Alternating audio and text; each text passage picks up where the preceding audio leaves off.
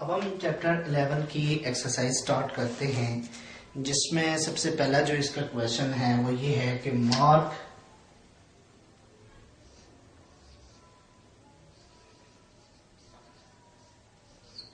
On the correct answer on the correct answer. पहला है when water changes into ice, when water changes into ice, it A है contract, B है expand, C option है become dense,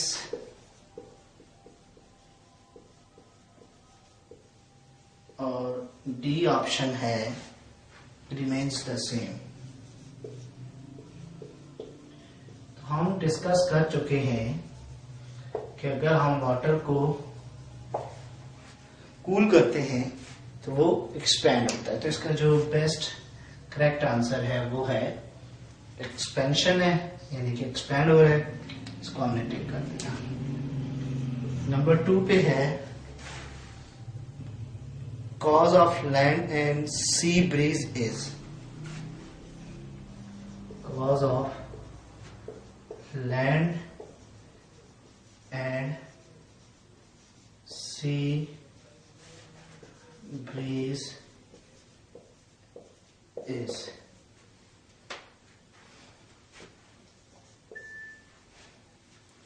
number 1 greater specific heat of water, greater specific heat of water, B less specific heat of water,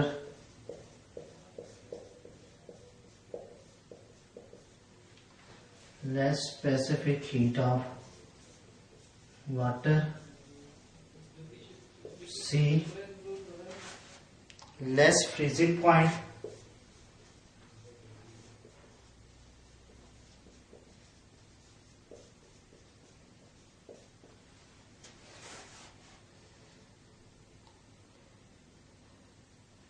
high boiling point of water, D high boiling point of water। तो इसका जो correct answer बनता है वो है जी option A, greater specific heat of water.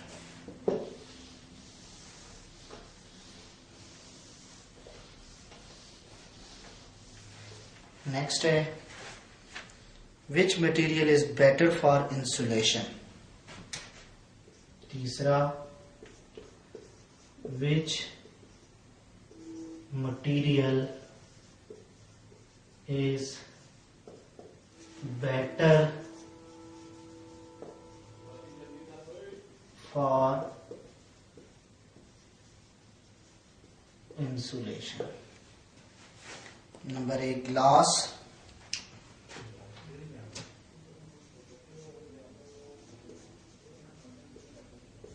B air, C glass, D है fibre glass.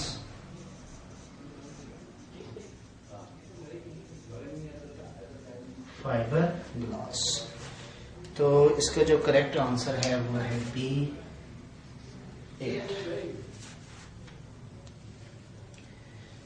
तो ये इसका फर्स्ट क्वेश्चन था जो हमने डिस्कस किया। इसका सेकंड क्वेश्चन है,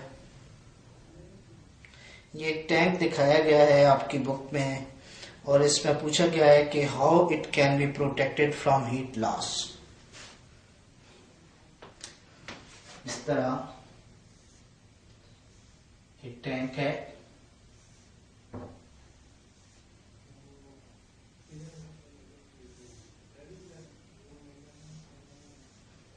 ठीक है, इसमें यहाँ पे वाटर आ रहा है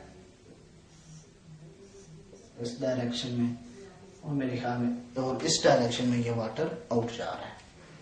यहाँ पे वाटर है, ये हॉट वाटर टैंक है,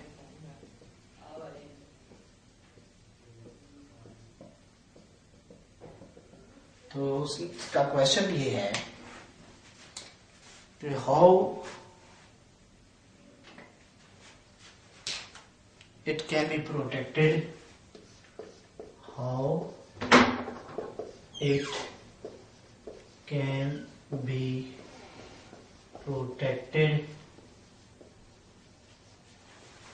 from heat loss, from heat loss।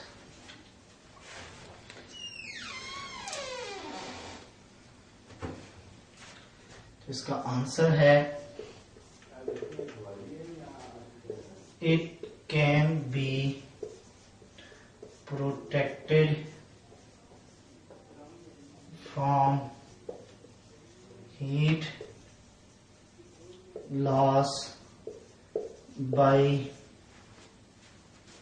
insulating it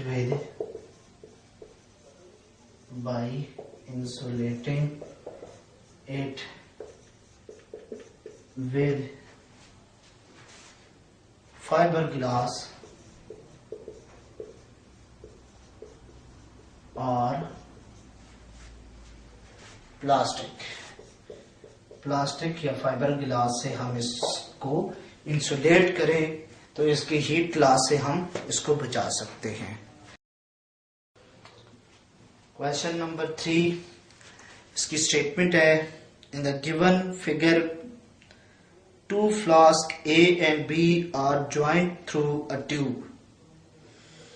Surface of flask A is shining and that of B is blackened. In between the two is placed a heater. यानी एक दो आपके यहाँ पे उसने show किए हैं फ्लास्क, और एक को ब्लैक किया हुआ है और एक को व्हाइट किया हुआ है, और उसके दरमियान में एक हीटर पड़ा हुआ है। और पहला उसका जो क्वेश्चन है वो ये है कि by which process are both flask receiving heat. तो इसका जो फर्स्ट पार्ट है उसका आंसर है यहाँ पे रेडिएशन, क्योंकि दरमियान में हीटर पड़ा हुआ है और वो इन कांटेक्ट तो है नहीं, तो जो रेडिएशन के थ्रू वो क्या कर रहे हैं, हीट एब्जॉर्ब कर रहे हैं। सेकंड है how does heat effect the liquid in X Y tube. X flask या वाई फ्लास्क को वो किस तरह अफेक्ट करेगा ये हमने बताना है। तो आप गौर करें कि जो ब्लैकेंड सरफेस है जिसकी हमें पता है कि black surface is good absorber, क्योंकि ब्लैक जो सरफेस होती है वो गुड एब्जॉर्बर होती है of heat, good absorber of heat, while shining surface or poor absorber of heat, poor absorber of heat. So flask B absorb more heat than flask A. Flask A की निस्बत जो B है वो ज्यादा heat absorb करेगी। Question number 4 है,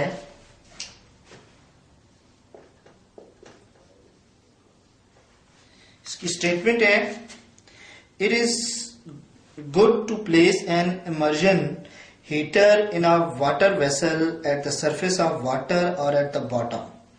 यानी हम क्या करना चाह रहे हैं, एक वेसल को, उसके अंदर वाटर है, उसको हीट करना चाह रहे हैं। तो कौन सा तरीका बेटर है कि हम हीटर को बॉटम पे रखें या उसके ऊपर रखें? तो हमें पता है कि अगर हम सरफेस पे रखेंगे तो फिर सरफेस का जो वाटर होगा वही हीट अप होगा, बॉटम पे तो नहीं हीट आएगी। अगर हम बॉटम को हीट करेंगे तो कन्वेक्शन प्रोसेस के थ्रू सारे का सारा वाटर क्या होना शुरू हो जाएगा, हीट अप होना शुरू हो जाएगा। इसलिए बेटर है कि हम इसको बॉटम पे हीटर को रखें। तो इसका आंसर है,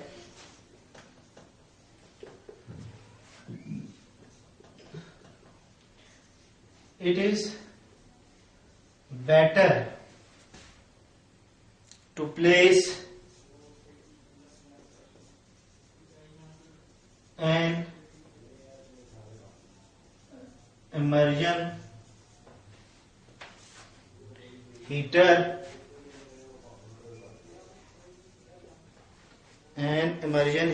in a water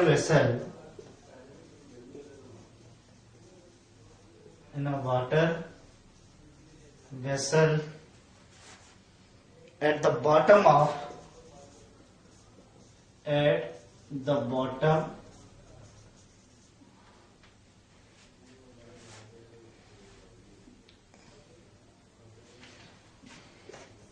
the water will be heated by convection process. The water will be heated by convection process. Question number 5 है, why, इसकी स्टेटमेंट है, why tea in a cup becomes cold earlier as compared to a teapot।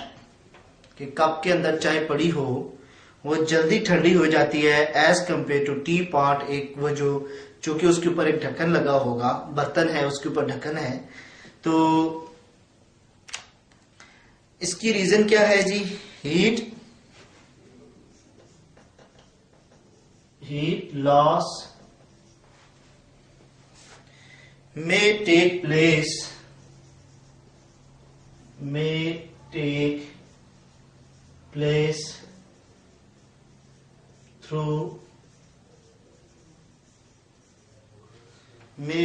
place through the top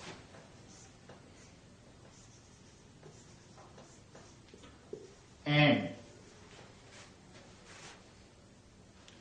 the sides of a cup and the sides of the cup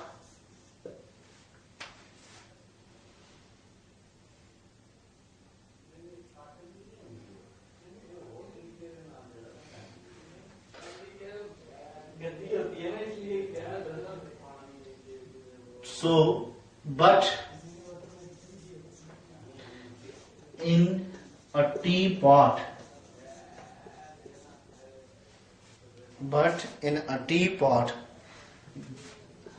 the mouth will be closed, so heat loss take place only from sides, therefore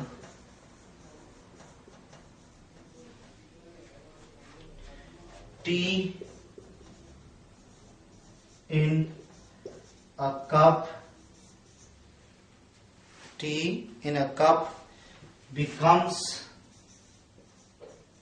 becomes cold earlier as compared to the T part, as compared to the T pot. T pot की निस्बत वो जल्दी ठंडी हो जाएगी।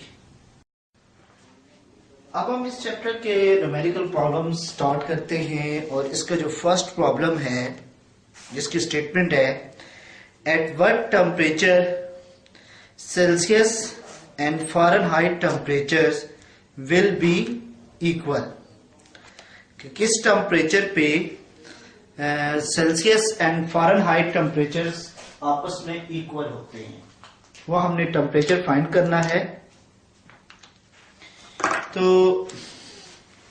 Condition ये है T C is equal to T F, T C is equal to T F. तो टी सी के लिए हमने फार्मूला डिराइव किया हुआ है और टी सी के लिए जो फार्मूला है वो है जी 5/9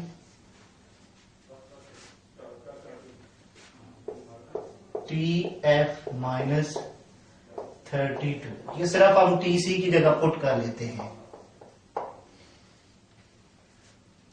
इसको हम टी कर लें अगर तो यहां पे टी आ गया, टी सी की वैल्यू पुट की। अब आप देखें कि ये अगर मैं 9 इधर ले आऊं तो 5t minus 32 is equal to 90 आ गया। 5t minus 160 is equal to 90। 5t minus 90 is equal to 160 minus 4t is equal to 160, तो t is equal to minus 40 degree. 40 degree ऐसा टेम्परेचर है जहां पे सेल्सियस एंड फ़ारेनहाइट आपस में क्या होंगे, इक्वल होंगे।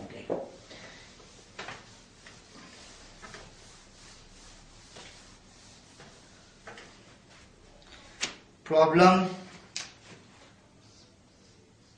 11.2 इसकी स्टेटमेंट है what will be the increase in length if a brass rod 2 meter long at a temperature 30 degrees centigrade is heated to a temperature of 100 degrees centigrade where alpha is equal to 19 10 into 10 to the power minus 6 Kelvin inverse।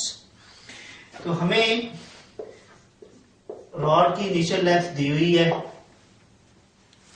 What will be the increase in length, इसका मतलब है हमने delta L find करना है।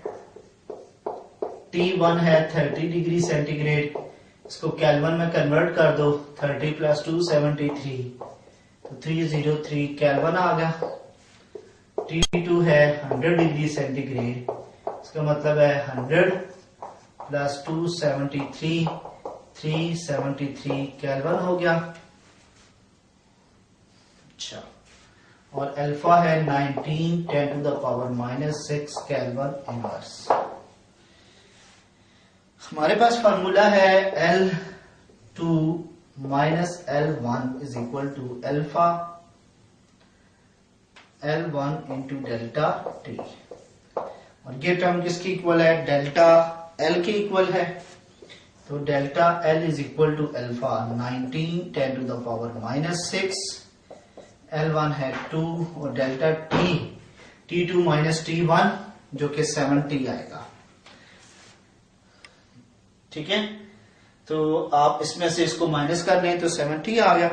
तो ये answer आ रहा है 2.66 10 to the power minus 3 metre, मतलब कि 2.66 मिलीमीटर।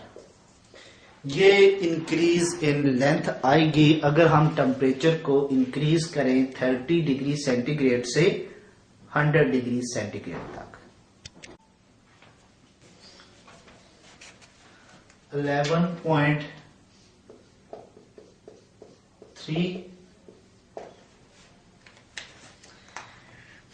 इसकी स्टेटमेंट है, in a fine capillary tube the length of air column above the liquid surface is not affected by the increase in temperature.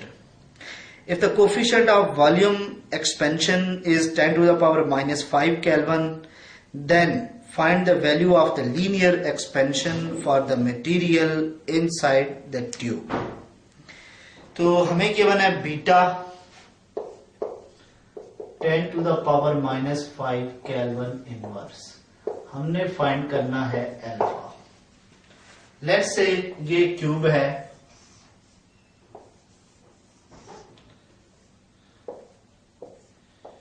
तो इसकी 3 साइड्स बनती हैं, एक ये लेंथ होगी, एक ये डायमेंशन बनेगी और एक उसकी ये डायमेंशन बनेगी। अगर सिर्फ इसमें चेंज आए तो अल्फा, सिर्फ इसमें चेंज आए तब भी अल्फा, सिर्फ इसमें चेंज आए तो तब भी अल्फा। अगर तीनों में एट अ टाइम चेंज आए तो बीटा। इसका मतलब ये है कि अगर इसमें भी चेंज है, इसमें भी चेंज है, इसमें भी चेंज है, इसमें चेंज कोफिशिएंट है अल्फा, इसका कोफिशिएंट अल्फा, इसका coefficient alpha, it means beta is equals to 3 alpha. Alpha is equal to beta by 3, 10 to the power minus 5 divided by 3, alpha is equal to 3.3 10 to the power minus 4 Kelvin inverse. Next, question number 4. How much gas pressure from 1 into 10 to the power 5 Pascal be increased at constant temperature that its volume reduces to 1/3? हमें जो data given है वो है P1 1 into 10 to the power 5 pascal, इस पे volume 1 जो है वो V का लो, P2 हमने बताना है कि क्या प्रेशर हो कि वॉल्यूम V2 जो है वो 1/3 ऑफ इनिशियल वॉल्यूम हो जाए। तो from Boyle's law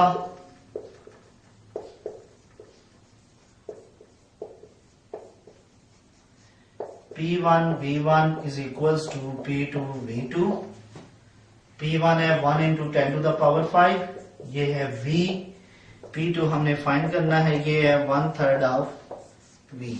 V cut गया तो P2 आ जाएगा, 3 इधर आके मल्टीप्लाई हो गया,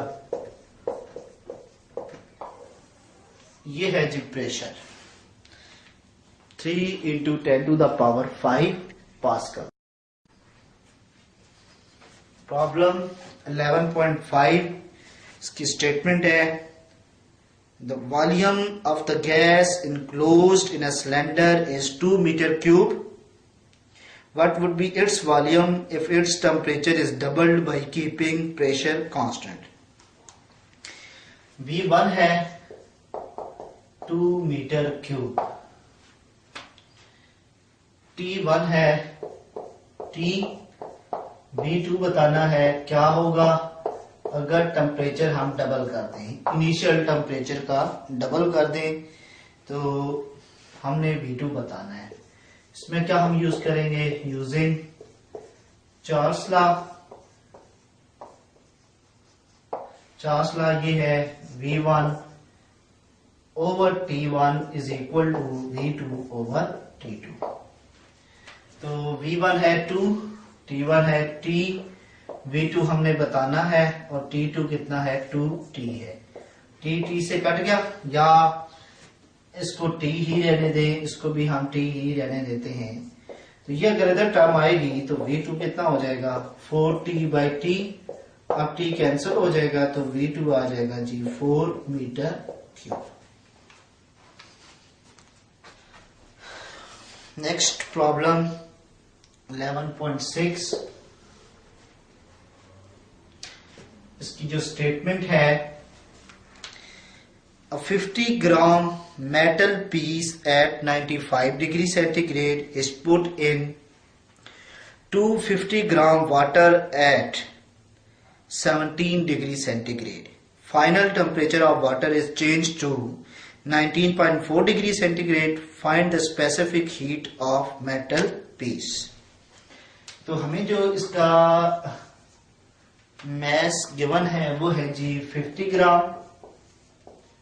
इसका मतलब है 50 डिवाइडेड बाई 1000 0.050 kg। और मैस ऑफ वाटर है, इसको हम कैपिटल M लिख लेते हैं, 250 ग्राम। इसका मतलब है 2.25 kg। Initial temperature T1 of metal 95 degree centigrade. तो इसको केल्विन में कन्वर्ट करने के लिए 273 ऐड किया, यह आ गया जी 368 केल्विन। फाइनल टेम्परेचर आ गया जी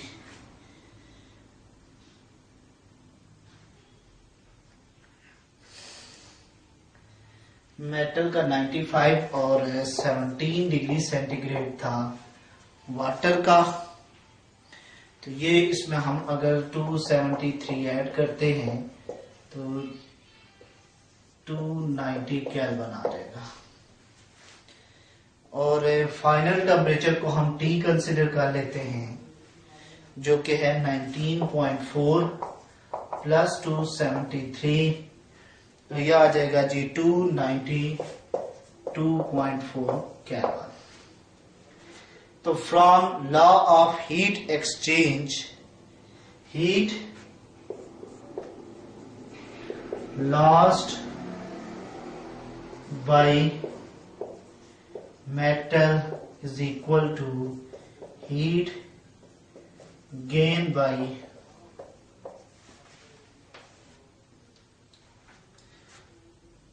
वाटर। और हीट का हमारे पास फार्मूला है Q is equal to MC delta T।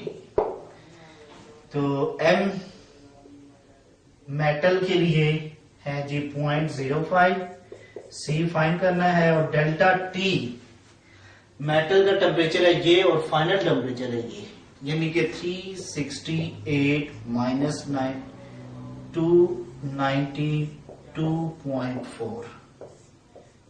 Water heat gain by water mass है 0.25 और स्पेसिफिक हीट ऑफ वाटर है 4200 multiplied by delta T. Delta T इन दोनों का टेम्परेचर डिफरेंस होगा 292.4 माइनस 290।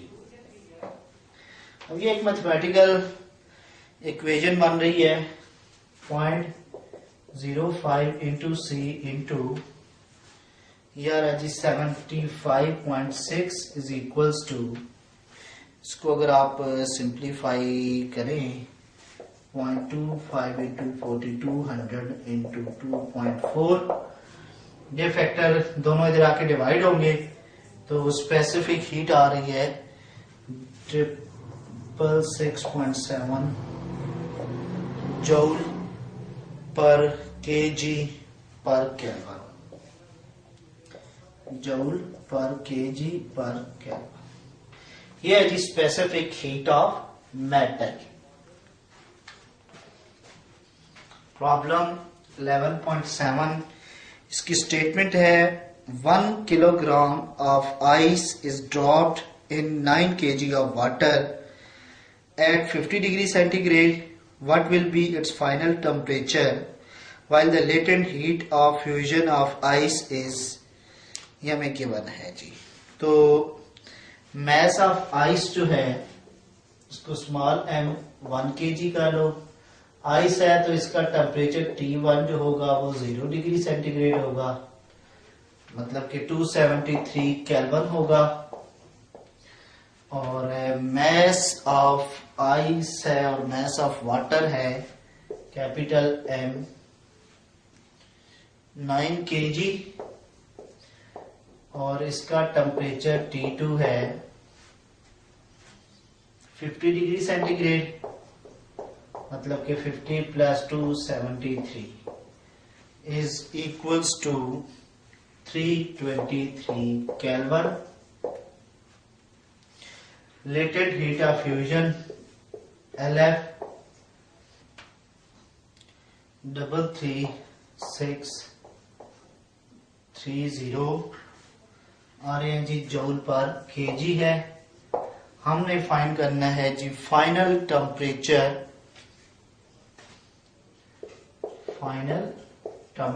बताना है क्या होगा।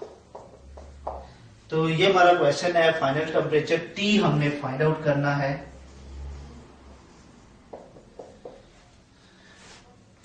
तो आप गौर करें कि जब हम आइस को वाटर में फेंकते हैं, लेट्स से ये यहाँ पे ये वाटर है, ये आइस है। आइस 0 डिग्री सेंटीग्रेड पे इसको वाटर में हम जब डिप करेंगे तो सबसे पहला काम क्या होगा, वाटर हीट लॉस करेगा, आइस हीट गेन करेगी।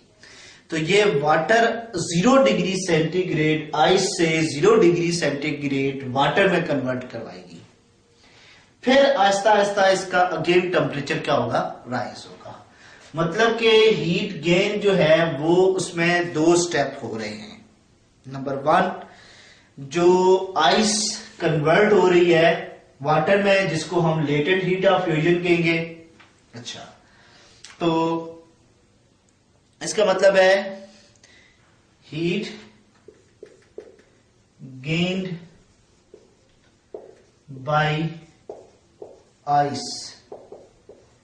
ठीक है, ये एक फार्मूला है, Q is equal to MLF। तो M तो 1 है, L कितना है 33630। तो ये हीट गेन करेगा तो ये आइस में कन्वर्ट होगा। 33630 प्लस जो हीट वो गेन करेगा उसका फार्मूला हम ये यूज करेंगे, MC डेल्टा T।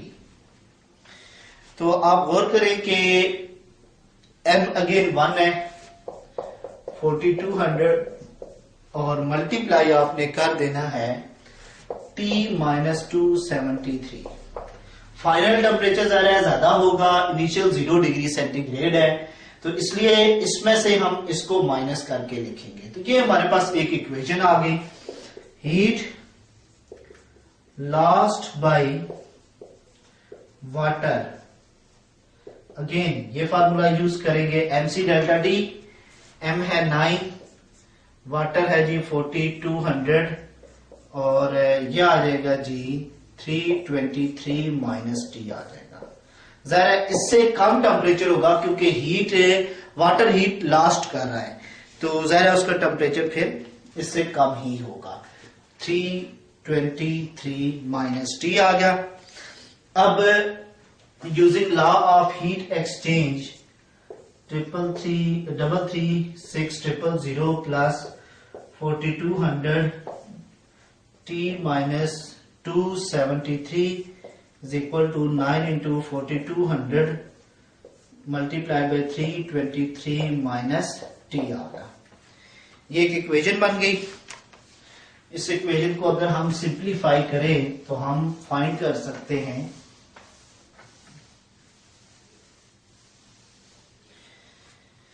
तो आप गौर करें कि अगर ये आपस में मल्टीप्लाई हों तो इसका आंसर जो बन रहा है, पहले आप इसको लिख लो, plus 4200 T minus 4200 into 273 11,46600 is equals to, तो ये आ रहा है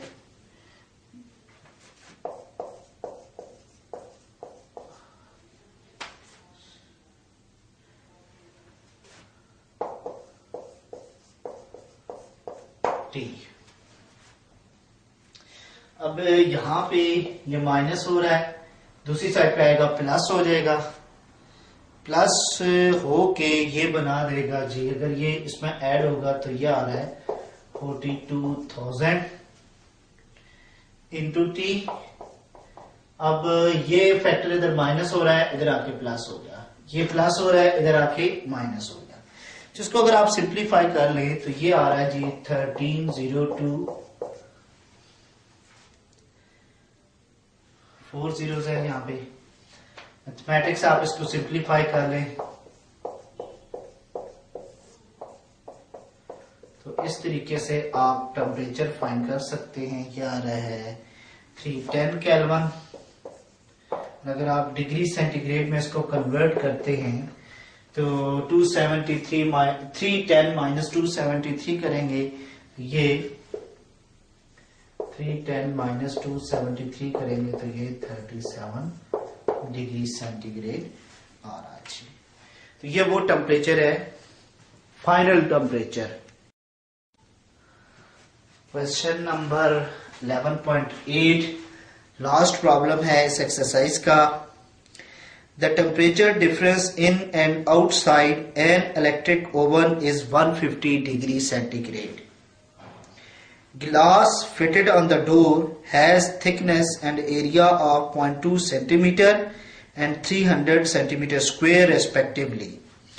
If thermal conductivity of glass is 0.84 joule per second per meter per Kelvin, then how much heat will be lost in 1 minute? सबसे पहले जो हमें गिवन है वो है जी temperature difference between outside and inside, वो है 150 डिग्री सेंटीग्रेड। अच्छा, थिकनेस ऑफ द रॉड जो है गिलास है 0.2 सेंटीमीटर। 100 से आप डिवाइड कर दें तो इसको आप जब फाइनली लिखेंगे तो यह आ जाएगा जी 2 × 10⁻³ एरिया वो है 300 सेंटीमीटर स्क्वेयर। तो अब सेंटीमीटर फिर सेंटीमीटर, तो ये आपका फाइनल जो आंसर बनेगा वो 0.03 मीटर स्क्वेयर हो जाएगा। क्योंकि आपने एक दफा भी 100 से डिवाइड करना है, फिर 100 से डिवाइड करना है, तो सिंप्लीफाई करके ये आंसर आ गया। Coefficient of thermal conductivity given है 0.84 joule per second per metre per kelvin. Find up और टाइम हमें गिवन है 1 मिनट, इसका मतलब है 60 सेकेंड्स। तो Q is equals to K A T1 minus T2 divided by L। तो हीट लास्ट आपने फाइंड करनी है, इसमें आप पुट कर दें 0.84.03 into 60 into 150 divided by L, 2 × 10⁻³ इसको आप सिंप्लीफाई करें, फाइंड आउट करें तो जो Q आ रहा है वो आ रहा है जी 113400 जूल। 113400 जूल।